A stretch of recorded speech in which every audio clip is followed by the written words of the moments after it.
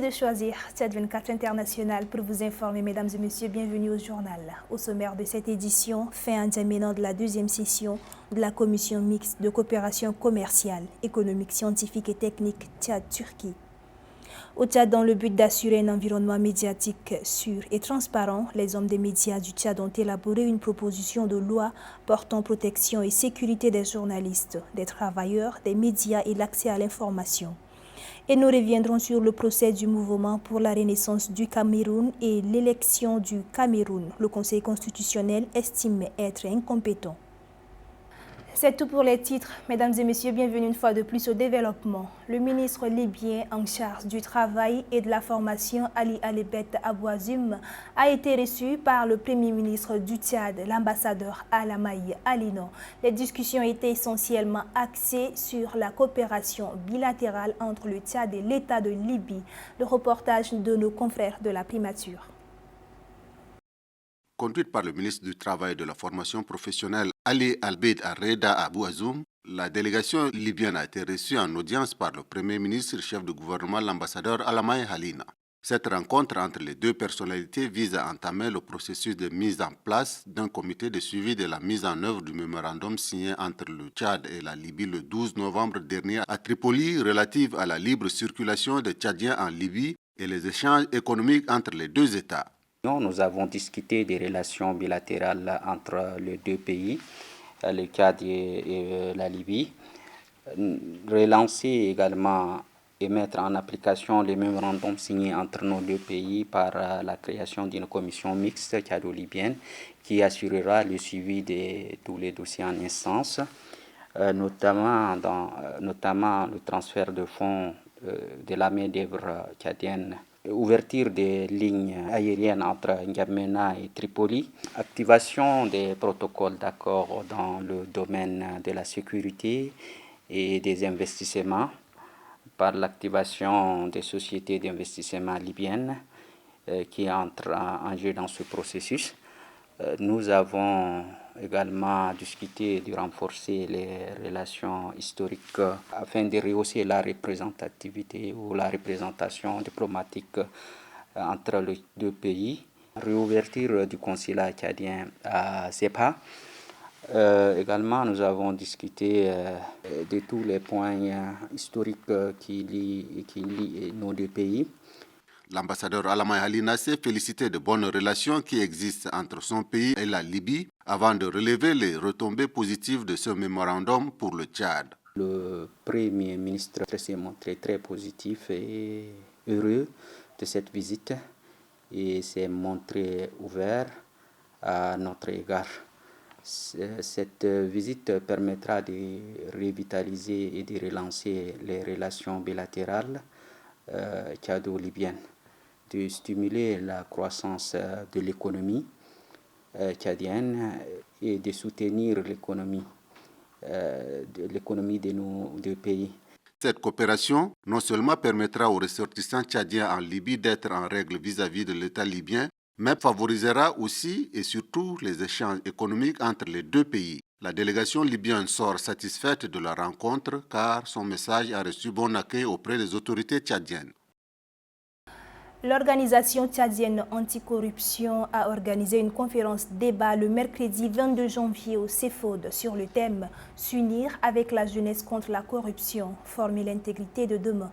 L'auditoire était composé d'étudiants de l'Institut universitaire du CEFOD, compte rendu Ngakoto Mature Naira. Les panels ont eu 1h30 pour ce débat malgré ce temps limité. Les deux conférenciers, M. Souleymane Abdelkerim et Mme Ashta Djibrine, ont réussi à captiver l'attention des participants. Cette conférence a permis d'explorer les enjeux de la gouvernance politique ainsi que la vie sociale et éducative au Tchad. M. Souleymane Abdelkerim a défini la corruption comme un dysfonctionnement du système résultant du non-respect des réglementations, ce qui nuit à l'éducation et à l'éthique. Il a souligné que le manque de transparence dans le processus administratif et budgétaire constitue un facteur aggravant. De son côté, Mme Ashta Djibrine a prodigué des conseils aux jeunes qui ont été particulièrement appréciés par l'auditoire. C'est un phénomène de société, c'est lié aux relations humaines, la corruption. Donc pour avoir un monde meilleur, nous disons qu'il faut revenir à nos valeurs traditionnelle, ancestrale, parce qu'il y a notre culture et notre religion qui sont quand même les deux grands facteurs d'influence sur lesquels nous pouvons compter pour redevenir nous-mêmes des êtres humains compatissants, justes, qui aimons partager et qui essayons également d'être équitables vis-à-vis des autres. Le Tchad est réellement classé parmi les pays les plus corrompus au monde selon l'indice de perception de la corruption de Transparence internationale. En 2022, il a obtenu une note très basse. Plusieurs enquêtes révèlent une forte présence de pratiques corruptives dans des secteurs notamment la santé, l'éducation et les marchés publics. Des sommes considérables, souvent au détriment des services essentiels, sont détournées par des responsables des fonctions publiques. Bien que le Tchad ait mis en place des institutions comme la Haute Autorité pour la bonne gouvernance, leur indépendance et leur efficacité sont souvent remises en question. Les conférenciers estiment que l'engagement des dirigeants politiques à mettre en œuvre des réformes anticorruption est souvent jugé insuffisant et qu'il exige un manque de volonté réelle pour combattre ce fléau. Il souligne également que la société civile et les médias jouent un rôle crucial dans la dénonciation de la corruption, mais ils font face à des menaces et à des restrictions. Mathurenga Kutunaira, il est à retenir que la version numérique du rapport parallèle produit par l'OTAC sur les indices de corruption au Tchad est indispensable sur le site de l'ONU. Le ministère des Affaires étrangères a abrité la clôture de la deuxième session de la commission mixte de coopération numérique, économique et scientifique et technique Tchad-Turc ce jeudi 23 janvier. Cette session a pour objectif d'aborder les sujets liés à la relation bilatérale entre ces deux pays. Néronel Flora. La deuxième session de la commission mixte s'inscrit dans le cadre des travaux en rapport avec la coopération bilatérale entre le Tchad et la Turquie. Le ministre turc du Transport, Abdulkadir Uragoulou, dans son discours, a insisté sur l'importance de cet accord qui, selon lui, est de promouvoir les échanges économiques et commerciaux entre les deux pays. En réponse au chef de la délégation du pays hôte, le ministre des Affaires étrangères du Tchad, Abderrahmane Koulamala, a exprimé ses vifs remerciements à la République de la Turquie et a souligné que le commerce et l'investissement de l'un chef l'autre et vice-versa sont des priorités majeures. Le commerce et l'investissement sont des priorités majeures pour la République du Tchad. Notre pays qui vient de connaître un grand retour à l'ordre constitutionnel avec l'organisation de plusieurs élections, notamment l'élection référendaire, présidentielle et récemment les élections législatives et locales et bientôt les élections sénatoriales qui va boucler définitivement le retour à l'ordre constitutionnel. Et notre président, le maréchal Mohamed Idriss Déby, a fait comme priorité que nous allons nous tourner désormais vers le développement de notre pays. Cette deuxième session de la commission mixte de coopération commerciale, économique, scientifique et technique s'est déroulée sur 2 jours. Elle a été un tournant décisif dans la relation bilatérale entre le Tchad et la Turquie. Les hommes des médias du Tchad ont élaboré une proposition de loi portant protection et sécurité des journalistes, des travailleurs, des médias et l'accès à l'information. Des échanges irrélatifs ont eu lieu ce jeudi à la Maison des médias sous l'initiative de l'Union des journalistes tchadiens de concert avec l'organisation FHI 360 et le réseau de plaidoyer. Compte rendu d'Imetoidom. Cette proposition de loi vise essentiellement le renforcement de la capacité de la presse et la promotion d'un environnement médiatique sûr et transparent au Tchad. Jeudi à N'Djamena, les organisations professionnelles des médias, les responsables des médias ont réorganisé des documents de manière à retenir l'attention du Conseil national de transition. Un document de 4 chapitres, déjà introduit au Conseil national de transition en attente d'adoption, qui compose des mécanismes clairs de protection contre les menaces, agressions, intimidations et arrestations arbitraires et l'accès équitable à l'information publique. Le Tchad est signataire de plusieurs conventions internationales qui promouvent la liberté de la presse et la protection des journalistes, notamment la Déclaration universelle des droits de l'homme et le Pacte international relatif aux droits civils et politiques. Il est nécessaire de transposer ces engagements internationaux en législation nationale pour assurer leur mise en œuvre effective. Bref, qui assure un climat de travail professionnel, mais n'encourage pas pour autant l'impunité, selon le président de l'UJT, Abbas Mahmoud Taher. Cette proposition de loi ne vise pas à accorder une immunité aux journalistes contre les crimes qu'ils pourraient commettre dans l'exercice de leur profession, tels que la diffamation, l'insulte, l'incitation ou la désinformation, qui sont des crimes traités par la loi sur la presse avec des sanctions prévues. Cette proposition de loi vise plutôt à compléter et renforcer notre arsenal juridique pour promouvoir le rôle de la presse dans notre société. Les hommes des médias espèrent un aboutissement florissant au niveau de la protection et de l'accès à l'information. Les violences faites à l'égard des femmes et des filles au Tchad sont en hausse. Plus de 8600 cas enregistrés en 2024 selon le ministère de la Femme et de la Petite Enfance. Le 21 janvier, le président de la République, maréchal Mahamat Idriss Déby Itno, a signé une ordonnance portant prévention et répression des violences. Une ordonnance bien accueillie. Le président national des droits de l'homme sans frontières, Laïbé Tourdiman, appelle à une responsabilité collective pour une bonne application. En ce qui concerne la question de l'ordonnance 03/PR/2025, portant une étape décisive pour la protection des femmes et des filles au Tchad. Donc nous disons tout simplement, le 21 janvier 2025, l'État tchadien ou bien le gouvernement tchadien a pu signer une ordonnance, le numéro 003/PR, qui a été promulguée au Tchad, marquant une avancée majeure dans la lutte contre la violence à l'égard des femmes et des filles.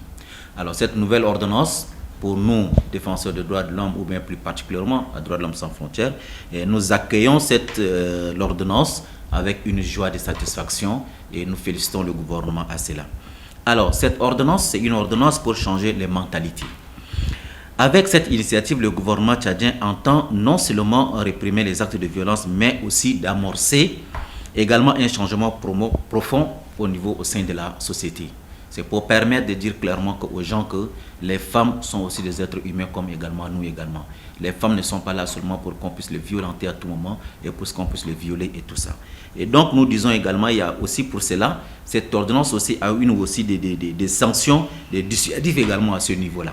Parce que quand vous essayez de voir dans cette ordonnance, il est dit clairement, c'est celui qui essaye vraiment de faire quelque chose, cette nouvelle ordonnance, prévoit la peine d'emprisonnement de 6 mois à 3 ans ferme. Et donc, vous voyez, pour commettre vraiment de telles bêtises et que tu vas te trouver vraiment derrière les barreaux pendant 3 ans, je pense qu'il y a lieu vraiment à réfléchir mûrement. Et pas seulement ça, et même les amendes également pouvant aller jusqu'à 5 millions.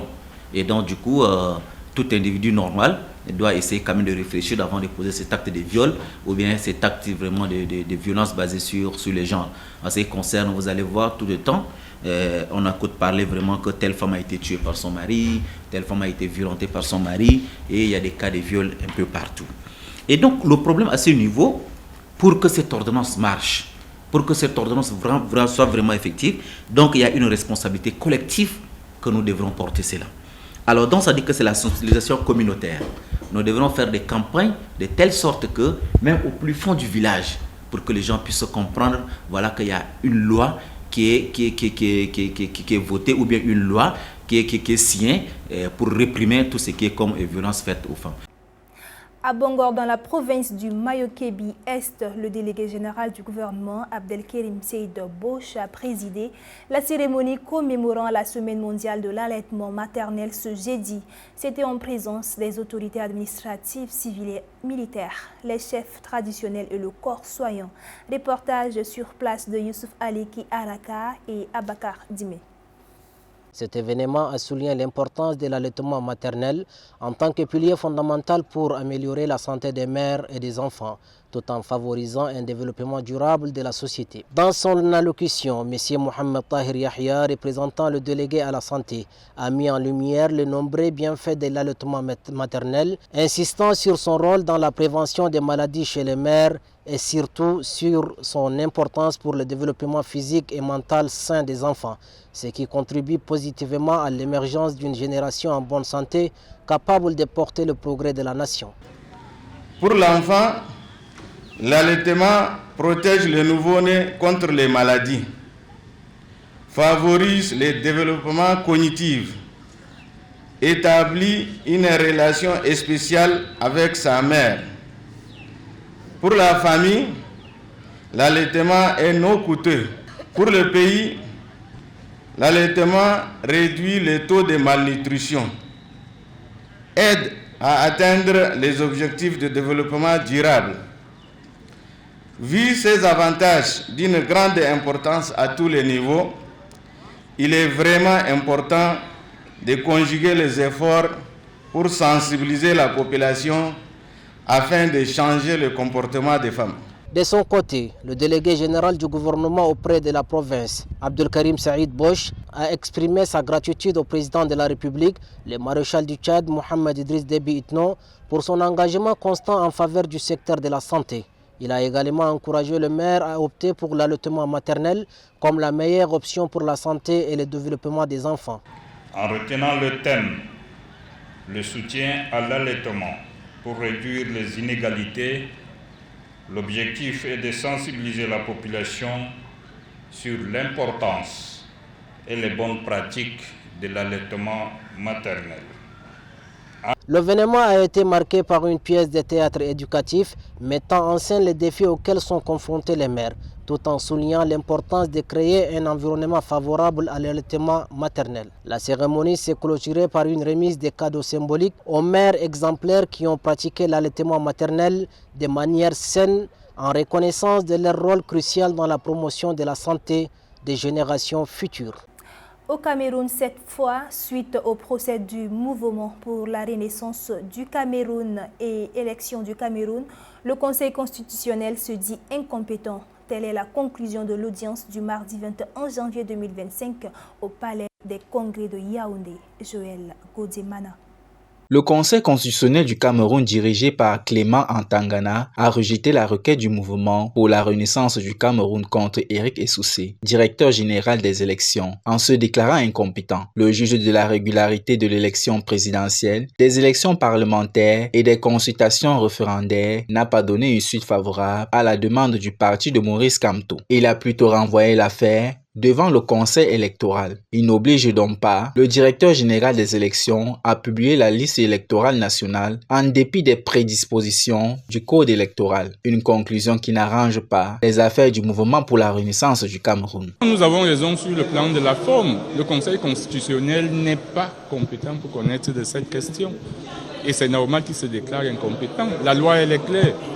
L'article 80 vous dit qu'à défaut de saisir le Conseil électoral, ou tout au moins après avoir saisi le Conseil électoral, si celui-ci ne réagit pas, vous pouvez saisir la Cour d'appel du ressort d'Elections Cameroun. Pourquoi est-ce que nous n'allons pas à la Cour d'appel? Rappelons que cette affaire fait suite à la dénonciation le 10 janvier 2025 lors d'une conférence de presse du MRC qui accusait Eric Essoussé, le directeur général des élections, de gravement violer la loi électorale, notamment l'article 80. En effet, comme le fait constater la formation politique de l'opposition, c'est le 30 décembre dernier que l'ECAM a annoncé la publication des listes électorales nationales dans les antennes communales de l'ECAM. Or, le code électoral le contraint à publier la liste électorale nationale au plus tard le 30 décembre, d'où la dénonciation du leader du MRC qui tient à la publication de la liste électorale nationale telle que prévoit la loi. Dans un contexte politique tendu, le Conseil constitutionnel vient de porter un coup dur au mouvement pour la renaissance du Cameroun. Le parti de Maurice Kamto s'est dit déçu. Le Cameroun actuellement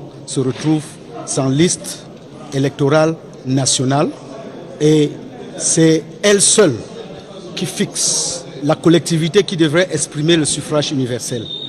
Donc, en l'absence de cette liste, on ne peut rien, mais le Conseil constitutionnel ne nous indique pas là où il faut aller. Face à cette décision, Maître Hippolyte Méli, membre du Conseil du Parti de la Renaissance, compte saisir la Cour d'appel du Fundji en espérant avoir gain de cause.